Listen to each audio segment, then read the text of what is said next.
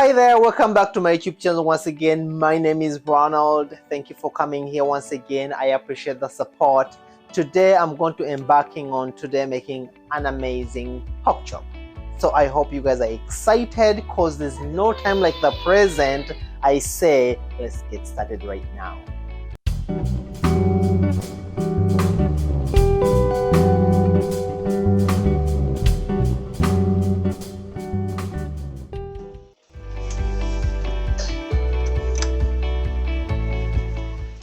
So first we're going to start off with a little butter, or you could use, let's say, oil should you prefer, but actually we're using margarine today because we don't have butter. So there we have it. Ooh, look at that. Now I'm using a cast iron today. So yeah, you guys know me by now. I'm a sucker for spices. I always go, a little crazy with spices, but today I'm just gonna go just a little simple. You guys can see I have a little bit of salt on here, and I want to make sure it goes both sides. So salt and pepper right there. Remember, salt and pepper is something you can really use to make sure to enhance the flavors out of anything that you're cooking. Even if you don't have any other spices, salt and pepper is always the basic you should go for. Now I happen to have some Montreal spice. I'll put a little Cornstarch on there as well. Both sided like that. You want to take care of it if you want it to be nice and delicious.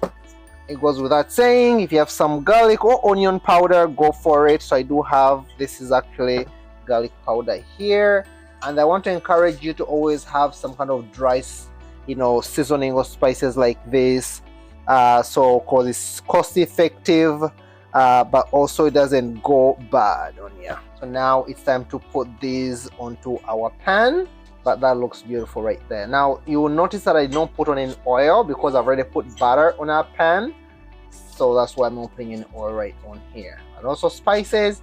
Now it's good to actually use a cast iron because it does retain its heat and will give you a nice sizzle, and also gives you that really nice tender product at the end. Whoa, look at that. So when you get a golden look like that on one side, it's definitely time to switch it over on the other side, so that way you can also get nicer on the other side. What that means, by the way, when you do that, it simply means that it's going to retain all the juices inside, because that's why it gets a bit puffy like this, because it looks like it's actually a bigger piece than it was before, because it's containing all the juices inside like that for you. Those look pretty beautiful right there if you ask me. And remember, they cook so fast, and you have to be very careful by the way when you're cooking your pork chops. They also get dry so fast. Think of them like chicken as well, because most of the time they don't have too much fat on them. They can't get pretty dry so fast. Now what we're going to be doing also here is transferring this into the oven. But before we do that, I want to actually thicken this sauce a little bit, because now I'm going to kind of create a bit of a gravy with it. Alright, so what I have here, by the way, as you can clearly see, this is cornstarch. So I'm using a full tablespoon of cornstarch in here, but also I'm using a bit of chicken base, because I'm trying to create my own gravy, and this is what I have to use today. So I'll be using about half a tablespoon in here as well for extra flavor, and I'm going to just combine this with water. Yeah, so in here, just make sure everything is incorporated properly before you put it onto the pan. But now you're going to thicken your sauce. So I have a bit of wine here, so I'm going to use a little bit in there. And that's what you call deglazing a pan, because everything's actually coming off clearly like that. And that's all creating flavor. Now I'm going to put in my mix of cornstarch and chicken stock.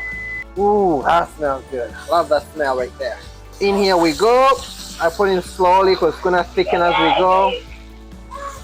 So if you notice this, it's basically becoming a bit thicker and thicker.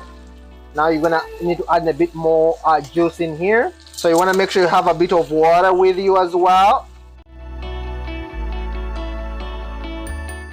I suggest you have a bit of whisk with you like that.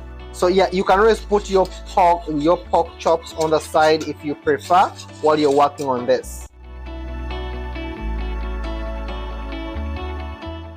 So what you guys clearly can see here is that creation of gravy from your basically deglazing the pan, a little bit of flour or cornstarch, whatever you may have, and then we're just going to put this right into the oven right now. So to continue cooking slowly by slowly, but also in juices, so that way it keeps all the nice juices going. Okay, that's it. We're just going to put this in the oven for now to keep cooking away, and take it out and just serve it.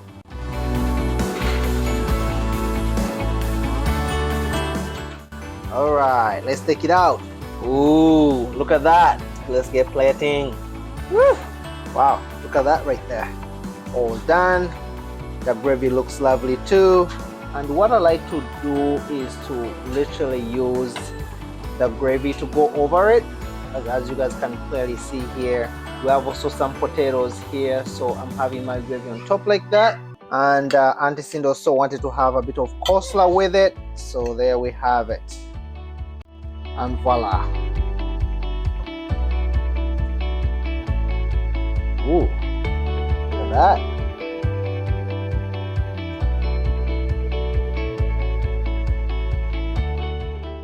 Yeah, good.